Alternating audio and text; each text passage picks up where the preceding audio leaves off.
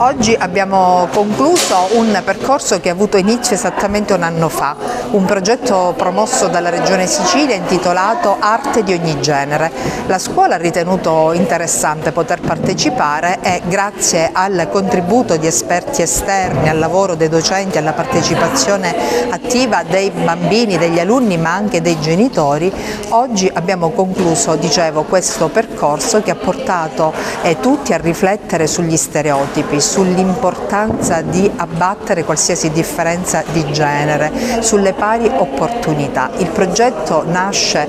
poiché la Regione Sicilia appunto riscontra come l'Italia sia uno dei 5 paesi a livello europeo a registrare il più alto tasso di femminicidio. Anche la Sicilia purtroppo registra dati assolutamente inquietanti e anche noi quindi abbiamo inteso aderire come scuola, dare il nostro contributo. È stato un anno intenso perché è stato ricco di laboratori, di interviste, di riflessioni e il feedback che oggi abbiamo potuto così avere dopo un anno di lavoro ci fa ben sperare che i ragazzi possano avere sicuramente seminato delle riflessioni che magari altrimenti sarebbero rimaste così silenti e non condivise.